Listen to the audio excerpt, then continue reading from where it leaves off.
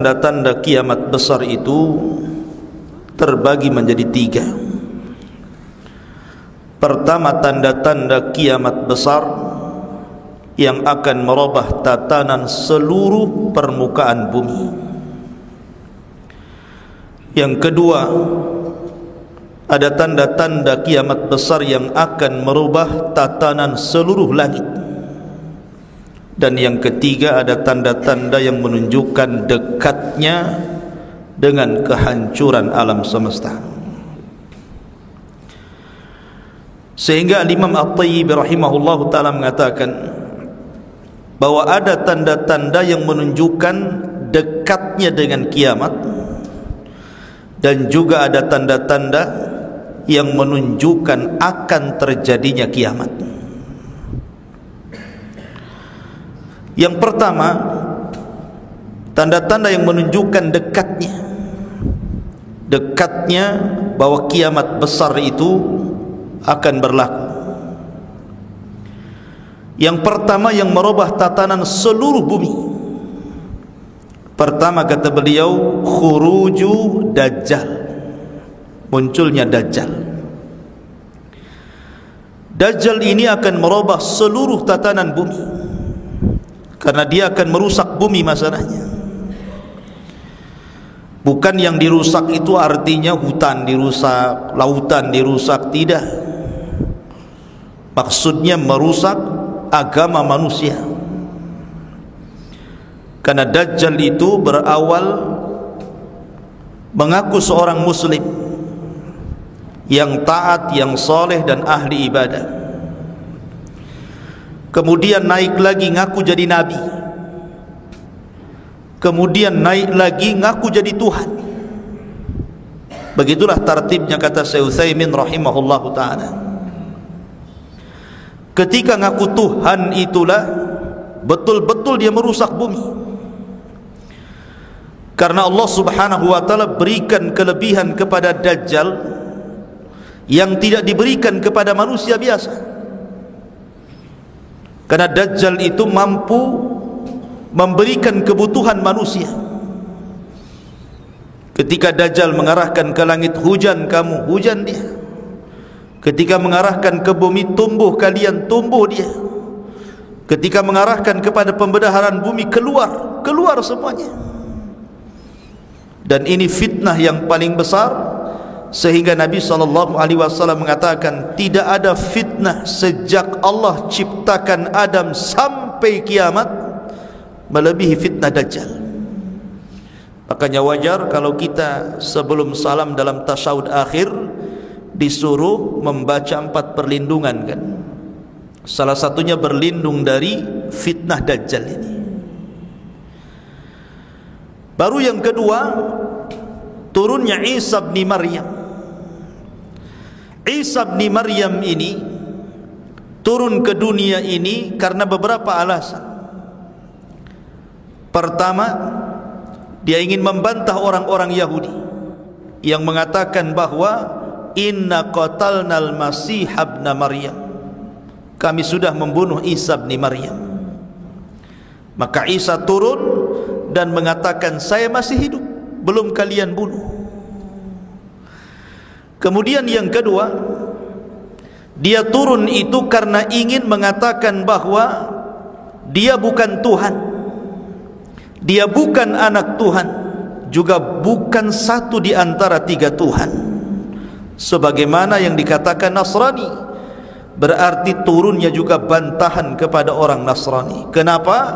Karena buktinya dia solat di belakang Imam Mahdi. Masa Tuhan solat? Tak mungkin. Tuhan itu disembah, bukan nyembah. Kemudian yang ketiga, karena memang dia pernah berdoa ingin berjumpa dengan Rasulullah, meminta agar jangan diwafatkan sampai dia berjumpa dengan seorang Rasul yang dicantumkan di dalam kitabnya Injil, bahwa akan ada seorang Rasul ismuhu Ahmad, namanya Ahmad. Maka dia berdoa, ya Allah, pertemukan aku dengan dia.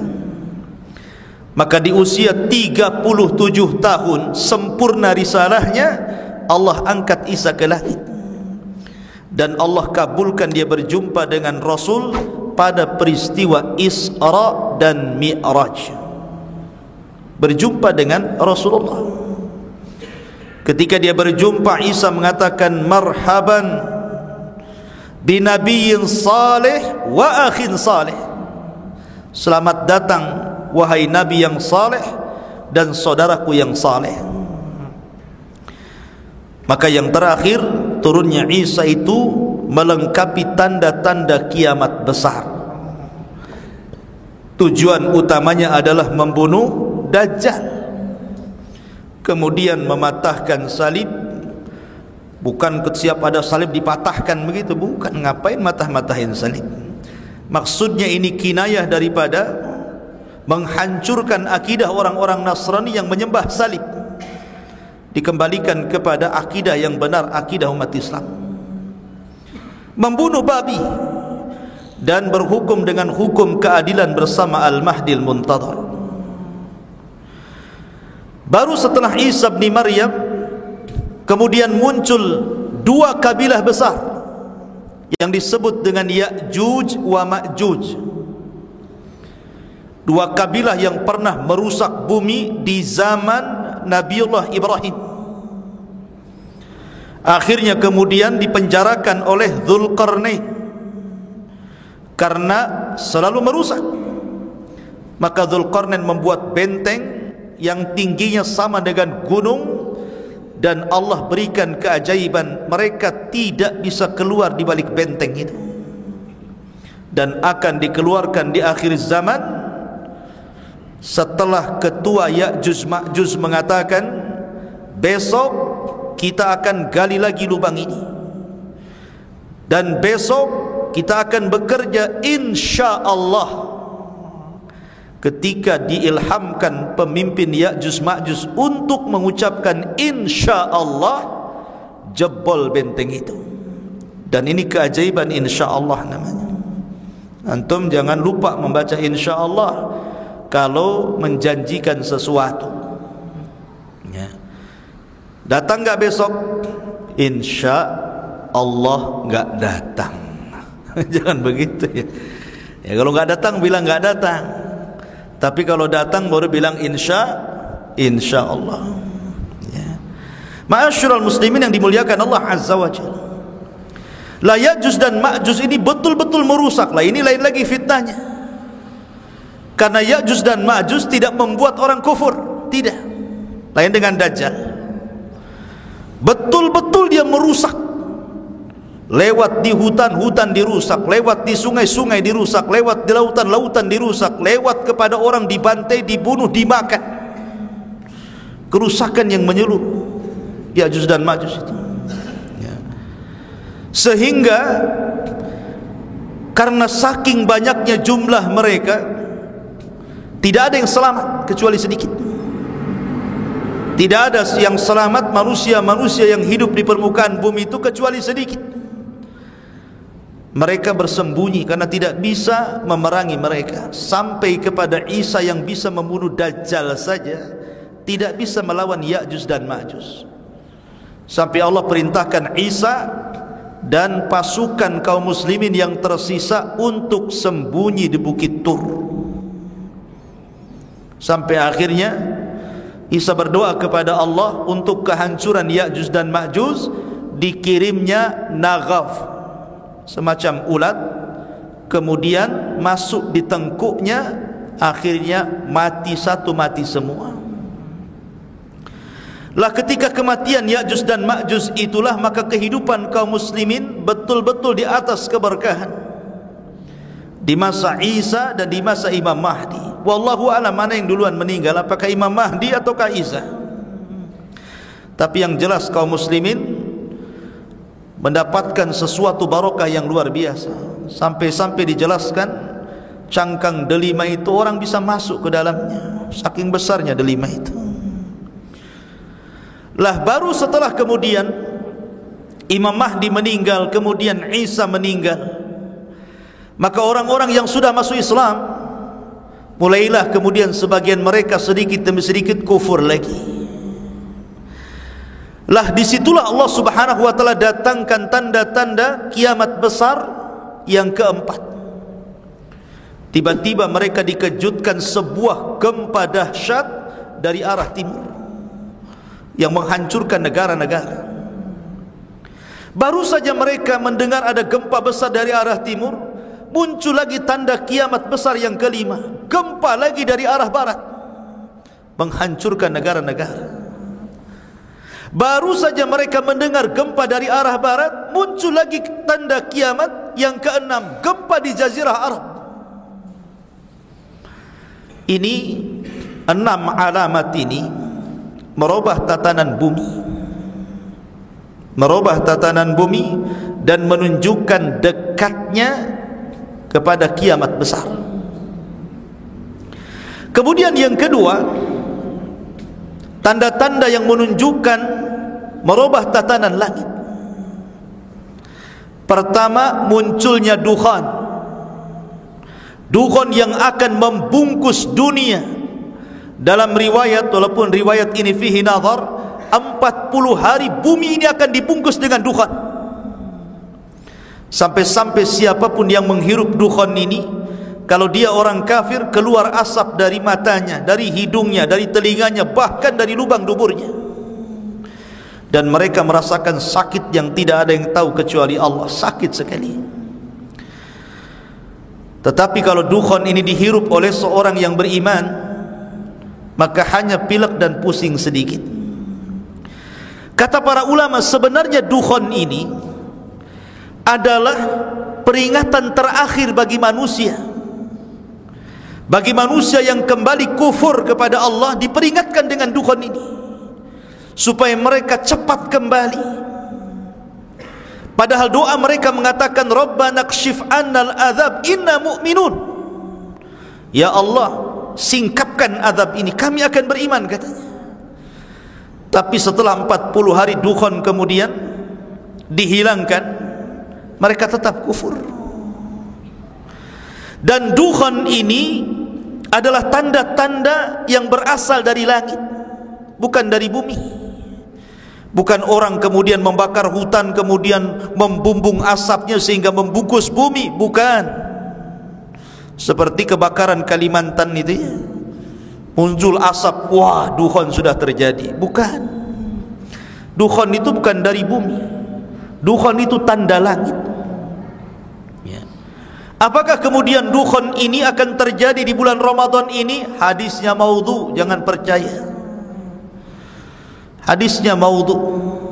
Dukhan akan terjadi pada 15 pertengahan bulan Ramadan. Hadisnya palsu. Tapi ada yang kemudian ngeyel dan mengatakan, kalau terjadi hadis dhaif itu, kalau terjadi berarti sahih. Ini kaidah siapa? Kok hadis dhaif apabila menjadi sebuah kenyataan jadi sahih, katanya. Tidak ada ulama yang menyebutkan bahwa di antara syarat-syarat hadis sahih itu, kalau hadis dhaif terjadi maka hadisnya tidak dhaif lagi jadi sahih, katanya. Mana ada ya. Hadis sahih itu jelas syarat-syaratnya ya. Ma'asyiral muslimin yang dimuliakan Allah Azza wa Jalla. Lah dukhan ini tanda-tanda langit, muncul dari langit. Allah yang munculkan dukhan itu. Bagaimana caranya? Allahu a'lam. Allah yang maha berkehendak. Tiba-tiba ada dukhan saja begitu, warnanya hitam pekat dan membungkus bumi. Karena dukhan ini merubah tatanan langit. Dari tanda-tanda yang akan merubah tatanan langit, kata Al-Imam Ibnu Hajar. Ini bukan kata saya, Ibnu Hajar yang ngomong, mengambil dari perkataan Imam At-Thayyibi dan banyak para ulama yang mengatakan seperti ini. Karena ada orang yang bilang, ni ustaz ni pandai-pandai saja. Tidak, saya hanya menukilkan ucapan ulama. Ini perkara gaib, harus dikembalikan kepada pakarnya. Fas'alu ahla dzikri in kuntum la ta'lamun. Ya. Maka setelah dukhan itu kemudian hilang, bukannya sebagian manusia yang kufur itu kembali tobat, rupanya masih juga mereka di atas kekufurannya. Maka muncul tanda-tanda yang ke-8. Ini tanda yang ke-8 ini adalah tanda-tanda yang sangat membahayakan dari semua tanda-tanda yang ada. Karena apabila muncul tanda-tanda yang kedelapan ini, maka siapapun yang tidak sempat bertobat kepada Allah, tidak ada waktu tobat lagi. Tanda yang kedelapan ini adalah tulu'us syamsi min maghribiha, munculnya matahari dari arah barat. Kalau sudah muncul matahari dari arah barat, la yanfa'u nafsun imanuha, tidak akan bermanfaat iman seseorang. Walaupun setelah terbit dari matahari dari arah barat, yang nyembah patung dilempar patungnya kemudian mentauhidkan Allah, percuma, gak akan diterima tobatnya. Orang yang tidak pernah sholat tiba-tiba rajin sholat, percuma, gak diterima sholatnya. Orang yang bakhil tiba-tiba rajin sedekah, percuma sedekahnya. Karena apabila tanda-tanda kiamat yang ke-8 ini muncul, maka semua terhenti. Ustaz berhenti berdakwah, para dai berhenti mengajak manusia kepada kebaikan. Percuma apa yang mau diserukan kepada manusia. Walaupun mereka tobat, tidak mungkin diterima tobatnya. Maka untuk melengkapi tanda kiamat, tidak diterima tobatnya seseorang ketika matahari dari arah barat, maka Allah munculkan binatang yang keluar dari perut bumi sebagai tanda alamat kiamat besar yang ke-9, munculnya dabatun minal ard, binatang yang bisa bicara. Ini untuk melengkapi dari munculnya matahari dari arah barat. Karena sudah tidak ada lagi orang yang diterima taubatnya, artinya sudah harus dipisahkan mana mukmin mana kafir. Karena sudah tidak mungkin lagi orang kafir beriman. Makanya kemudian dimunculkan binatang ini untuk ngasih stempel mukmin kafir, begitu. Dalam hadis yang dhaif dikatakan bahwa binatang ini membawa tongkat Nabi Musa dan stempel Sulaiman. Kalau ketemu orang yang beriman di stempel Sulaiman, bercahayalah jidatnya. Kalau ketemu orang kafir dipukul hidungnya oleh tongkat Sulaiman, oleh tongkat Nabi Musa, oleh dabah ini, maka hitamlah mukanya. Sehingga dari situlah dibedakan manusia mana mukmin mana kafir. Yang bercahaya mukmin, yang gosong kafir. Udah. Dan ketika itu sebutan mukmin dan kafir menjadi sebuah kebiasaan. Orang dikatakan kafir tidak tersinggung, orang dikatakan mukmin ya biasa saja. Mau kemana Fir? Mau ke Batam Center Min, begitu saja ya. Sudah nggak ada lagi mukmin kafir, nggak disebut lagi orangnya, nggak tersinggung ya. Lain di zaman sekarang ya, sebut kafir marah, jangan kafir, non muslim nggak boleh kafir, keras katanya. Ma'asyiral muslimin yang dimuliakan Allah Azza wa Jalla, baru setelah binatang ini menstempel semuanya, sampai binatang ini datang kepada orang yang sholat. Jadi ada orang sholat, binatang ini nunggu ya. Setelah sholat, assalamualaikum, assalamualaikum, kemudian dia keluar, dihadang sama binatang ini. Al-an tusalli katanya, sekarang kau sholat, tak diterima sholatmu katanya. Binatang ini bisa bicara ya. Binatang ini bisa bicara, namanya dabatun minal ardi tukallimuhum. Allah mengatakan tukallimuhum, yang mengajak bicara manusia. Ma'asyiral muslimin yang dimuliakan Allah Azza wa Jalla, ini tanda-tanda yang 3 ini, dukhan, terbitnya matahari dari arah barat, munculnya binatang melata yang berbicara yang melengkapi munculnya matahari dari arah barat. Ini 3 tanda yang merubah tatanan langit. Baru yang terakhir, tanda untuk menunjukkan bahwa kiamat besar sudah akan muncul. Kapan? Ketika muncul api dari arah Aden Yaman, kemudian bersatu dengan api yang muncul dari Hijaz. Kemudian api ini akan merambah ke seluruh dunia. Api ini tidak diperintahkan membakar manusia, hanya menggiring orang saja. Digiringnya manusia itu. Apabila di malam hari manusia tidur, apinya ikut diam. Apabila di siang hari manusia berjalan, apinya ikut jalan. Api ini membakar segala sesuatu, tapi tidak membunuh manusia. Dia hanya tugasnya menggiring saja. Sampai kepada seluruh manusia digiring ke sebuah tempat di Syam. Mereka sudah tinggal di Syam, berkumpul di situlah. Maka di sini Rasul sallallahu alaihi wasallam bersabda, la taqumus sa'ah illa ala syiraril khalqi. Tidak mungkin tegak hari kiamat kecuali ditegakkan kepada manusia yang paling buruk yang hidup di permukaan bumi. Kenapa? Karena orang-orang yang beriman sebelum digiring oleh api yang sangat dahsyat ini, datang angin menyentuh semua ketiak-ketiaknya dan mencabut nyawa siapapun yang punya iman sebiji dzarah dalam hatinya, sehingga tidak ada yang tersisa kecuali orang jahat saja di situ.